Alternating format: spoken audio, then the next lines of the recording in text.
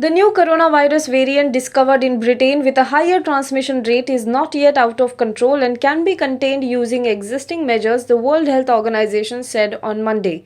We have had a much higher contamination rate at different points in this pandemic and we have got it under control, WHO's emergencies chief Michael Ryan told a press conference. So this situation is not in that sense out of control, but it cannot be left to its own devices. British Health Secretary Matt Hancock had earlier claimed that the new variant was out of control, with British officials saying that it was 70% more transmissible than the main strain. The measures we currently have in place are the correct measures, Ryan said. He also added that we need to do what we have been doing. We may just have to do it with a little more intensity and for a little longer to make sure we can bring this virus under control. Roughly 30 countries shut their borders to people travelling from Britain or South Africa, where another variant has emerged, to stop any further spread. In some senses, it means that we have to work harder, Ryan said. He also added that even if the virus has become a little bit more efficient in spreading, the virus can be still stopped. Moving on, today is the 27th day of the farmers' movement. Farmers will meet today to decide on a proposal to talk to the government. It will include leaders from Punjab and national farmers' organizations. They will decide whether to appear for the talks or not. A letter of invitation was sent to the farmers on Sunday night from the government side. Farmer leader Hanan Mullah, on the other hand, said that the government was pretending. He said that farmers do not want to discuss the government's agenda. If we want to talk, it should be on our agenda. Union leaders say that the government has sent a 5-page proposal. The emphasis is on old proposal only. The government sent the same points which were in the proposal of 9th of December. The government wants to discuss the old proposal. It does not want to discuss the demand for repeal of the law and new law on MSP. US President Donald Trump honored Prime Minister Narendra Modi with the prestigious Legion of Merit Award. The award was given to PM Modi for strengthening the strategic partnership between India and the United States under his leadership and advancing India as a global force.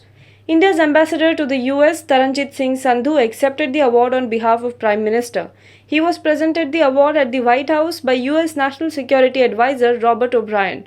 O'Brien also tweeted that President Trump awarded PM Modi the Legion of Merit Award under his leadership for strengthening the strategic partnership between US and India. Counting of votes began today to decide the fate of 2,178 candidates in the fray for the maiden District Development Council election in Jammu and Kashmir. The process will bring to an end the 8-phase polling process, which was spread over 25 days. There are 280 DDC seats, 14 in each of the 20 districts of the Union Territory.